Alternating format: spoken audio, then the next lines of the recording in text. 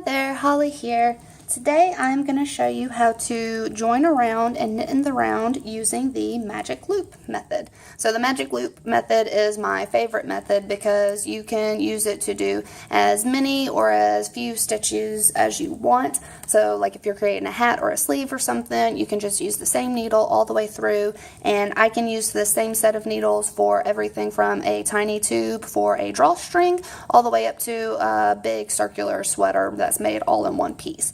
So it's absolutely fantastic to me because I don't have to buy more supplies or materials. So the way that the magic loop method works is that you need a really long cabled needle. So the longer your cable is, generally speaking, the easier it'll be to work with. You cast on your stitches. I've got 20 stitches here. I'm going to move them to the center of my needles, and I'm going to split them in half. It doesn't have to be perfect. I usually just kind of wing it. So I split them in half, and I slide them all the way down. All right. Now, once again, it's very important that you don't twist your stitches. So like mine are twisted. So there we go. Now they're not twisted, especially right here. That's a really common place for the stitches to get twisted at. I've got my working yarn coming off of the right hand needle, just like before. I'm going to slide up on the left needle. I'm going to pull the right needle out. So you'll see I've got my stitches really close to each other over here, and I'm going to work off of this left hand needle, but my right needle is kind of free over here. It's wild and free. So I'm going to use my yarn, and I'm going to go ahead and knit. So I'm going to make sure that I pull it tight so that we don't get a little groove or ladder or space right there. And I'm going to knit all the way across the row. So this is what we look like right now, okay? You can see the other side is hanging out on my cable, and then I've got my two needles working on this side right now. So I'm going to go all the way to the end of the row. And when I get down here to the end, okay, now I can let that one flop away, and here we go. So here's my stitches. Now I'm going to turn. I'm going to pull my needle through and pull this needle through. So now I've switched sides. I've turned. I'm sticking my stitches up here. I can pull my yarn tight, and I can pull this through. So now this one's free. I've got my stitches that I just worked hanging out on the cable back here, and I've got my next stitches up here.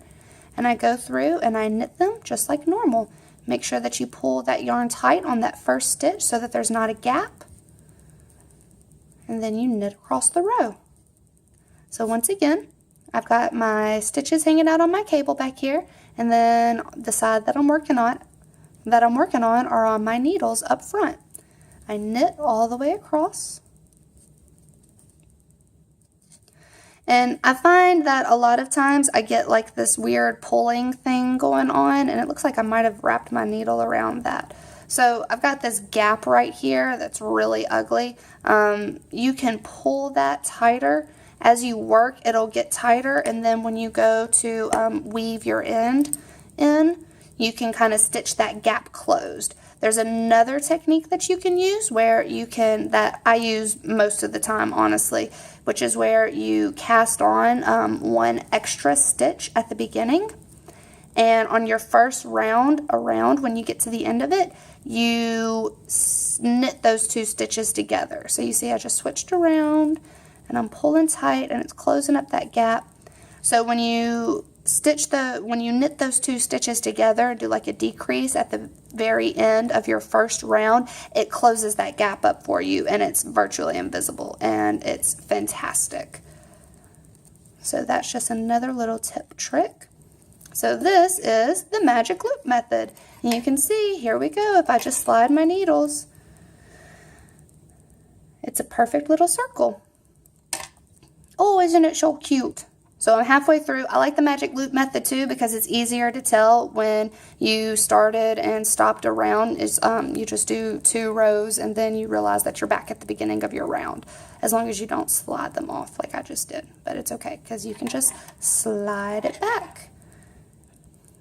And there we go. All right, thanks for watching. If you have any questions or comments, let me know. Check out SultryShoebox.com for more videos and have a fantastic day.